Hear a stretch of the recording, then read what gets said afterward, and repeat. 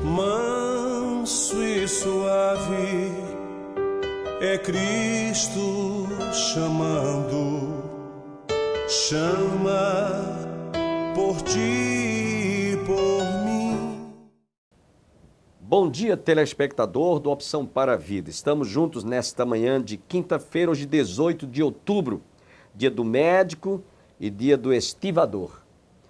Vocês devem estar lembrados que durante esses dias estamos trazendo mensagens que foram transmitidas pelo Dr. Genário durante a 19ª Conferência Missionária realizada nas dependências da Igreja do Calvário. E hoje ouviremos a conclusão desta primeira mensagem ministrada pelo nosso irmão Dr. Genário Filho.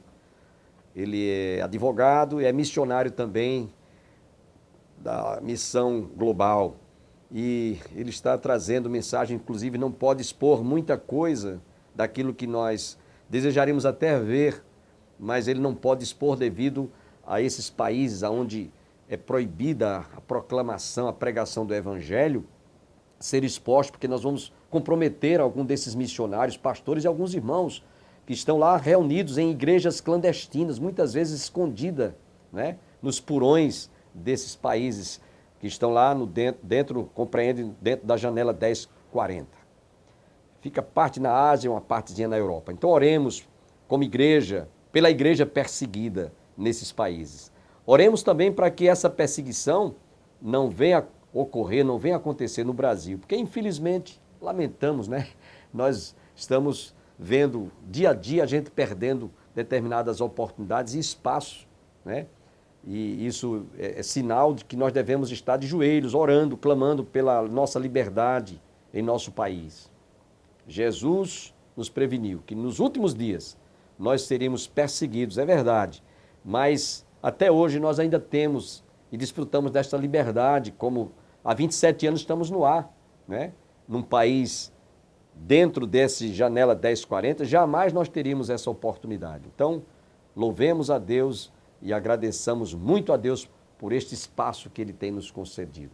Nesse instante, antes desejamos deixá-los com a orquestra que esteve da Assembleia de Deus, louvando a Deus lá no nosso culto de missões, atos de louvor, eles estarão louvando a Deus com esta belíssima música.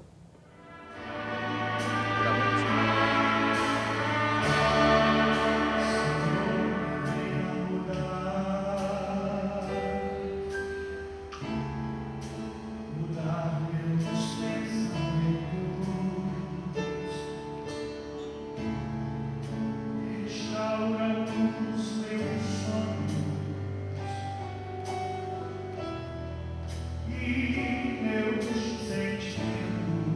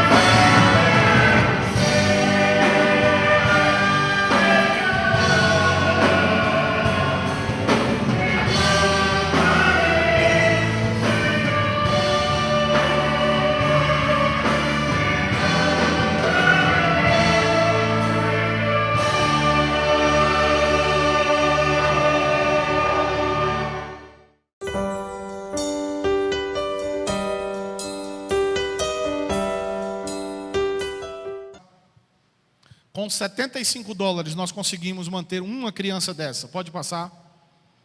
250 igrejas. Olha um batismo acontecendo dentro daquele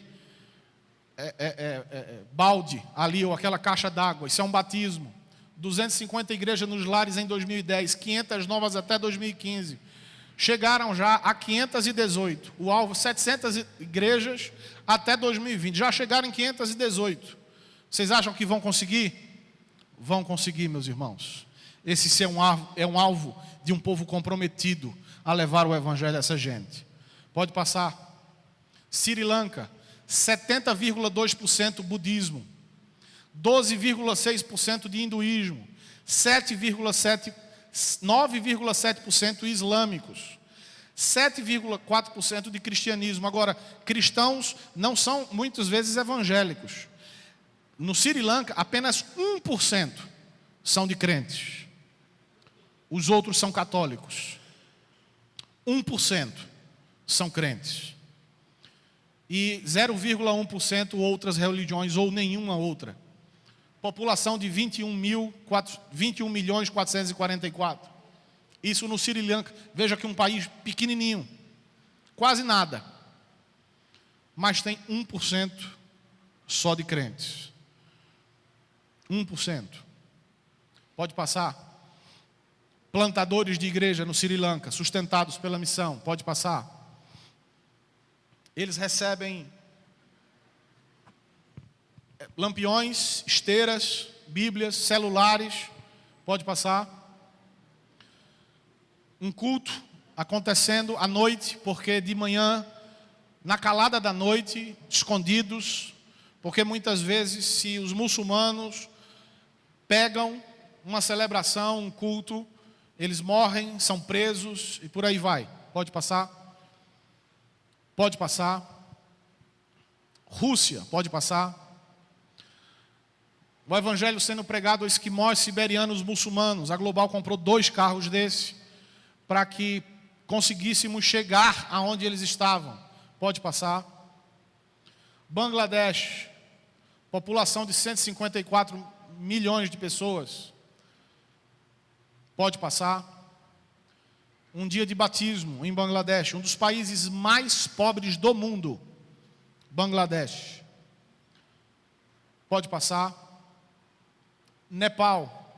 Pode passar. Plantadores de igreja, mais uma vez o Axel ali. Essa foto foi tirada um pouco antes daquele terremoto que vocês ouviram. Não sei se vocês lembram de um terremoto que houve em Nepal. Essa foto foi tirada alguns meses antes. Pode passar. A história desse homem é interessante. Esse que está aí batizando, é o Dawa Bhutia. Esse homem era guarda pessoal de Dalai Lama. Você já ouviu falar de Dalai Lama? Sabe quem é? É o pai do budismo. Esse homem era guarda pessoal do Dalai Lama. Esse homem, chegou a ele um Novo Testamento. Esse homem começou a ler. E esse homem se converteu a Cristo, ao Evangelho, pediu baixa do exército. E hoje é um homem sustentado pela missão, um dos maiores ganhadores de vidas no Tibete. Pode passar. Ano que vem, eu estava conversando com o Axel. E eu disse ao Axel, eu quero trazer o Dawa ao Brasil. E ele disse, ano que vem, Genaro, vamos então nos organizar para trazer o Dawa Bhutia ao Brasil. E você vai fazer uma agenda com ele ao Brasil. Vamos levar às várias igrejas para que ele conte o testemunho e fale do que Deus tem feito no Tibete. Amém? Se Deus quiser, podemos, quem sabe, trazê-lo aqui, né, pastor? Amém? E vocês vão conhecer pessoalmente o Dawa. O Axel disse que o Dawa é imenso. E ele era um homem extremamente violento. O Axel disse, se ele chegar aqui, pastor, a primeira coisa que ele vai fazer, se brincar, é pegar o pastor no braço e encher de beijo. Que ele é carinhoso. Olha, quando Deus entra na vida de uma pessoa, Deus transforma a esse ponto. Ele era um homem violento, brabo. Mas Deus entrou na vida do Dawa. E o Dawa é carinhoso, gosta de abraçar, de beijar. Ele diz, Genaro, se você conhecer o Dawa, você fica encantado com esse homem. Se Deus quiser, vamos trazer o DAO ao Brasil ano que vem. Essa é um treinamento dado à igreja lá do DAO no Tibete. Pode passar. Essa é uma igreja em Chad, é um outro país. Veja como essa igreja é moderna.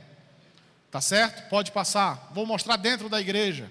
São os bancos modernos, o púlpito extremamente moderno, os aparelhos de ar-condicionado ali ao redor. Isso é uma igreja em Chad.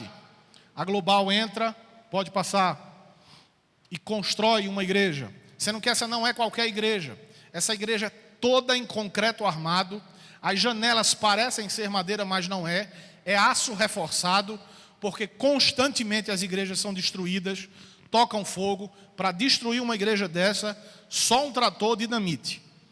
Pode pegar fogo, pinta de novo, mas ela vai ficar de pé. E assim a Global vai levantando a igreja e vamos continuando a fazer no trabalho. Pode passar. Água contaminada para os cristãos. Isso não é um poço, isso é uma poça d'água. Os crentes, quando se convertem, a primeira coisa que é tirada deles é o emprego e a água. O poço que fica perto da casa deles, ele se converteu, entregou sua vida a Cristo. Os muçulmanos, se não o matam, se não o perseguem, proíbem ele de beber água do poço da aldeia. Então eles têm que andar quilômetros à procura de uma poça d'água para tomar água.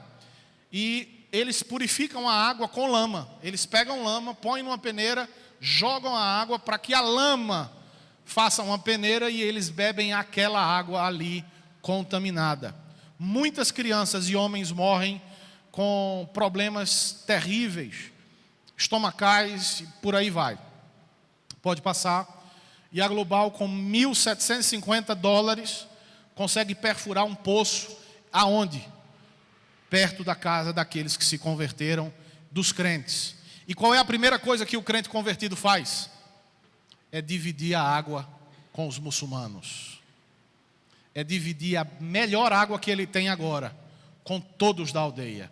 E assim pregar o evangelho a todos ao seu redor. Pode passar. Irã. Pode passar. Estou terminando, meus irmãos. Esse é o Reza. Vou ler aí rapidamente. Nasci numa família muçulmana após a Revolução Islâmica no Irã. Na minha infância, testemunhei assassinatos em nome de Alá. Quando terminei a faculdade, comecei um pequeno negócio no Irã, decidi não seguir mais nenhuma religião. Um dia ganhei um Novo Testamento, levei para casa e quando foi 6 da manhã, acordei e comecei a ler. Quando li o Sermão da Montanha, a palavra de Deus tocou-me poderosamente. Abri meu coração para o Senhor Jesus. Depois plantei uma igreja no lar da minha cidade e deixei o emprego para servir integralmente ao Senhor. Estava contrabandeando milhares de Novos Testamentos para o Irã, fui preso, torturado, acabei com uma perna quebrada, deixei o Irã em 2011, fui para a Geórgia, um país da antiga União Soviética, perto do Irã. Iniciei um ministério na Geórgia, onde ele envia pendrives. Ele vai para Hong Kong, esses pendrives são produzidos em Hong Kong, e ele com esses pendrives no pendrive tem louvores na língua deles, o filme de Jesus e a Bíblia falada. E eles pegam esse pendrive, o Reza ele não pode mais entrar no Irã, porque se ele entrar, ele teve esse lado todo dele quebrado, ele foi torturado, amarrado a um cavalo e puxado, e onde se arranhou todo, além de deslocar ombro, quebrar perna. E os pais dele tiraram ele do Irã, mandaram ele para a Geórgia, é um país vizinho.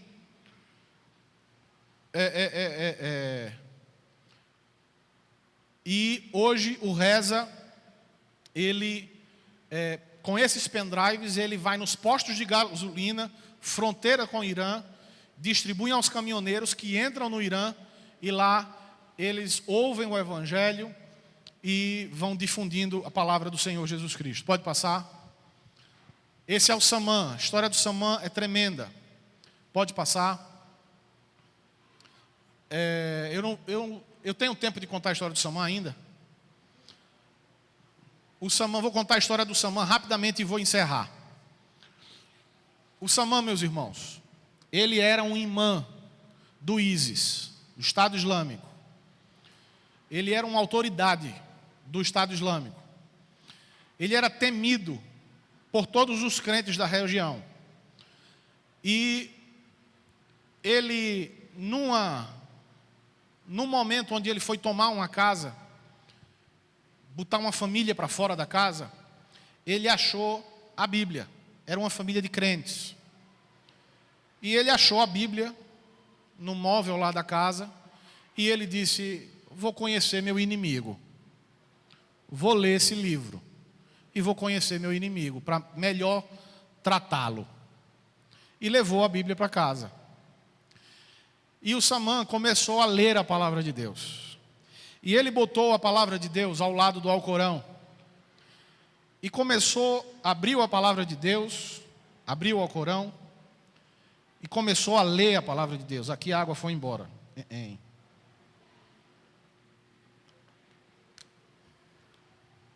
O Samã, Deus começa a falar com o Samã. Ele começa a olhar o Alcorão, olhar a Bíblia, olhar o Alcorão, olhar a Bíblia. E ele deixa o Alcorão de lado e começa a ler só a Bíblia. Vai dormir. E à noite, ele tem um sonho. E o sonho é Samã sentado numa estrada. E começam a passar os profetas. Todos os profetas começam a passar. Começa a passar Abraão, Isaac, Jacó. E por aí começa a vir. E passam por ele e fazem um aceno para Samã. E Samã fica feliz com aquela passagem. E aí começam a passar os profetas, e aí vem um outro, todo de branco, com um véu no seu rosto, mas um véu que dava para ver o seu rosto, sentado num jumentinho. E esse homem passa pelo Samã, para em frente a ele, e o Samã olha para o rosto dele, e o Samã sente um gozo, uma alegria transbordante, uma paz, um refrigério.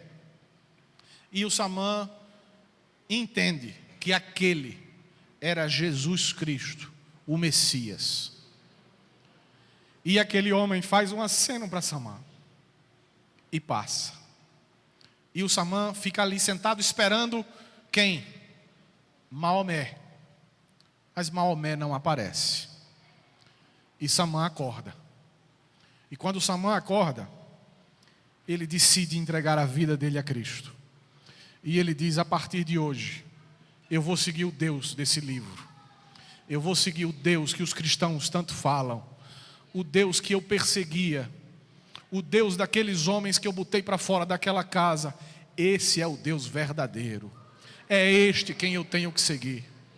O Samã, depois que se decidiu, que entregou sua vida a Cristo, os pais da esposa dele, ele tem 3 filhos. Ele perdeu a esposa, os 3 filhos.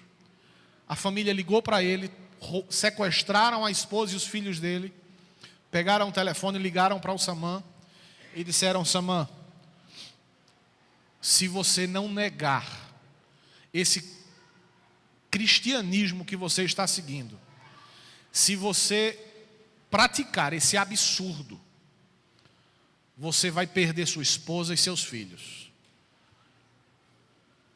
O que você vai fazer? Isso por telefone. O Samã no telefone diz: eu sei o que pode acontecer com minha esposa, eu sei o que pode acontecer com meus filhos, mas esse evangelho eu não deixo mais. E o Samã perdeu sua esposa e seus filhos, mas Samã perdeu seu trabalho, seu carro, sua esposa, seus filhos, todos na mesma semana. E ele, em momento algum, disse: vou deixar o evangelho. Jesus entrou no meu coração, entrou na minha vida, e ela não sai mais. Este evangelho eu não deixo mais por nada nem por ninguém. Ela é a palavra de Deus.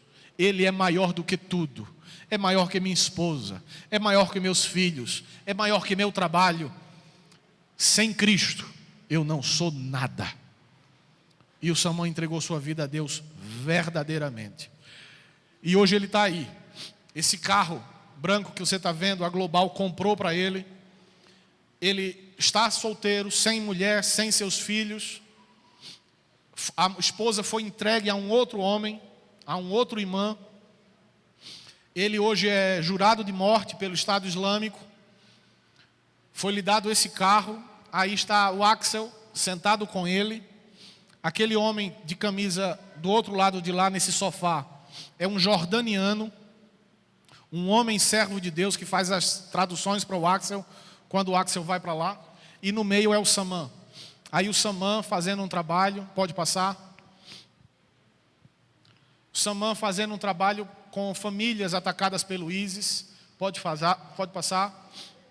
O Saman batizando, 67 convertidos, 22 batizados.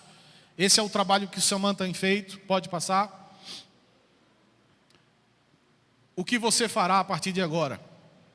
Queridos, essa igreja foi desafiada nessa noite. Pela manhã, nós falamos aos irmãos dos desafios que vocês têm aqui no sertão da Paraíba. O desafio que você tem nesta cidade de Campina Grande. Querido, que tipo de cristianismo e que tipo de crente você tem sido? Que tipo de evangelho você tem vivido? Nessa noite, Deus te chama para viver um evangelho autêntico, para entregar verdadeiramente a sua vida a Cristo e dizer o seguinte para si mesmo: é melhor amar as coisas que Deus ama do que amar as coisas que esse mundo ama.